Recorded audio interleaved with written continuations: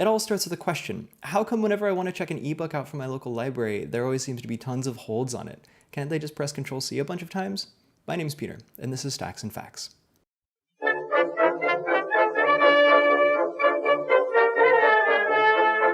So, I like reading books. I like getting lost in a good story, and I like how when I'm reading, the world just kind of vanishes for a little bit, and time gets a little flexible, like when I'm on a flight from one place to another, and the experience is otherwise not great. And to be honest, I'm not super fussed about the book's form as much as I am about having access to the book in the first place. So while I obviously enjoy experiencing a physical printed book, in a pinch, ebook is fine. And sometimes it's actually what I prefer. But ebooks, that is books that are stored and delivered electronically, present some unique challenges to how you and I experience them. And it all comes down to the fact that ebooks are digital objects, not physical.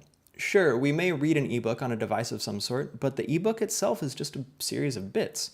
Ones and zeros encoded onto a hard drive or onto memory, and converted with software to an image, sound, or tactile input and presented to us through an interface. Ebooks, like most digital objects, think apps, music, and movies, have a few constraints that tend to not apply to physical objects. I already mentioned the big one, that the user has to have access to a device if they're going to consume it. But they're also subject to different laws, and that's because rather than being your physical property that you can hold with your hands and do with what you please, they are the intellectual property of the authors and publishers who create them. This is not so different from a physical book. While you may own the object that is the book, the words contained within it are still the intellectual property of the author or publisher. That's why you can't just go around photocopying your books and then selling the photocopies to your friends without infringing on copyright anyways. But you can take your physical book and lend it or give it to whomever you want. This is thanks to what's known as the first sale doctrine in the United States, or the concept of exhaustion in other places. The general idea is that when a copyright holder sells a copy of their work, the buyer is buying the object and the rights to sell, display, or otherwise dispose of it however they see fit.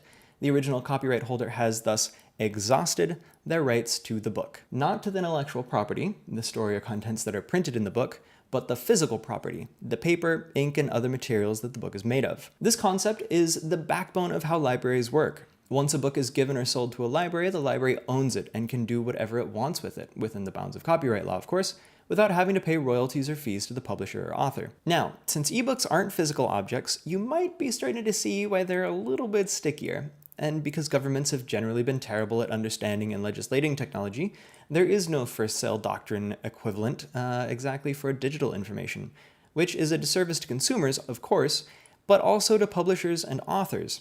I don't want to veer too much off topic, but many of us first saw this manifest in a big way in the late 90s and early 2000s when the Recording Industry Association of America sued literally thousands of people and Napster for illegally distributing MP3s. But that's a whole nother video. Once I make it, I'll put a link to it here so you can find it if you're watching this video after I've uploaded this one. But if you don't see a link to it, now is a great opportunity for you to click the subscribe button below, down there, if you're picking up what I'm putting down. And you can click the bell right next to it to get notifications whenever I upload a new video. So, go ahead, make my day. Please. So how do ebooks work? Well, when you buy an ebook from Amazon, you aren't actually buying the book, but a license to use the book. You're paying for access, but that access is tightly controlled. You can only view it by logging onto your Amazon account on a device that runs Kindle software. That software is responsible for 1, downloading the book, 2, verifying that you are who you are, 3, verifying that you are a licensee for the book, and 4, decoding and presenting the file that has the book's content. This is all known as digital rights management, or DRM, and it's how copyright holders maintain control over their intellectual property in an environment where it's otherwise really easy to make a copy of something. And you know, it makes a lot of sense that this is how Amazon manages their ebooks. At the end of the day, it's in their best interest financially to control their intellectual property. Although I couldn't find numbers, corporate secrets being what they are, I feel confident enough saying this because they make enough money from ebooks that they release a new physical Kindle device almost yearly. This is mainly because once they're written and the file is created, ebooks have almost no overhead compared to printed books. But the way that they and other publishers license ebooks makes it incredibly difficult and expensive for libraries to acquire them. And it's important to note that the terms of my license with Amazon are very different from the terms of a library's license with publishers. Now, my license specifically says that it's for my personal use only, and that I'm not allowed to give it to anyone else unless I do it through Kindle to other Kindle users, and my access is taken away and granted to them instead. This is okay, but it limits who I can loan my books to. Namely, I can only loan them to folks who use Kindle, but not to folks who use any of the other e-reader platforms out there. And I can't choose to give the license away for good, say to my local library or a friend or a school, if I decide that I just don't want it anymore. So when libraries license ebooks from publishers, they buy their own license that allows for loaning out, and these tend to look very different from the licenses that folks like you and me get. The biggest difference is that I presumably get to keep the license for as long as Amazon is in business and can provide it to me. But when libraries buy licenses from publishers, oftentimes they have some form of expiration built in, which is automatically enforced with DRM, that thing we mentioned before. Once the license expires, the library loses access to the book and can't loan it out anymore to anyone without buying a new license, basically buying access for a second time. So after a specified period of time has passed, or after the book has been loaned out a certain number of times, the license is exhausted and the library either buys it again or gives up access. And the thing about licenses that publishers sell to libraries is that they're expensive. Like, really, really expensive. While you and I might be able to buy an ebook from Amazon for like $8.99, a library might pay nearly 10 times that amount, especially if it's for a new book or a bestseller. This, my friends, is why the library never seems to have the ebook or audiobook version of what I want available when I want it. They're way more expensive and they expire. And it's not because it's more expensive to make an ebook for a library than it is for an individual. It's because publishers are worried that if libraries offered ebooks more readily, people would stop buying them. Not unlike how the RIAA was afraid that illegally shared MP3s would be the downfall of record labels everywhere. They weren't. Spoilers. Now, I understand where this fear comes from, kind of. It makes sense to think that if given the choice between getting something for free and paying for something, folks would opt for the free option. And a lot of people do. Ebooks are incredibly popular with library patrons. But the thing is, people like owning stuff too. I love owning stuff. See, for example,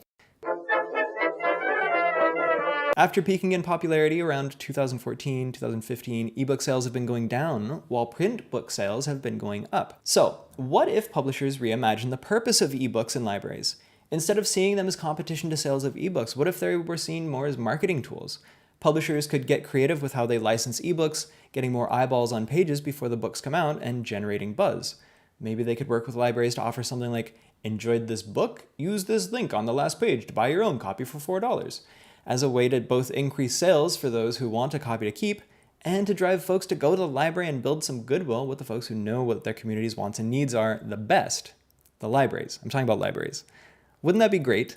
Now, of course, I'm just spitballing ideas here, y'all, but it's because I want to get across the idea that if publishers take the time and think about how they could work with libraries to serve communities, rather than seeing them as a competitor, they might end up doing some good for themselves too. Libraries create readers, readers make more money over their lifetime, and that money gets spent on books. So publishers have something to gain from getting creative. But enough from me. What ideas do you have? How do you think publishers can change their pricing model in a way that's good for them and for libraries? If you're a librarian, how would you feel about libraries facilitating something like discount codes at the end of ebooks? And if you're a publisher or work for one, or maybe if you're an author, what would make you feel more comfortable working with libraries directly?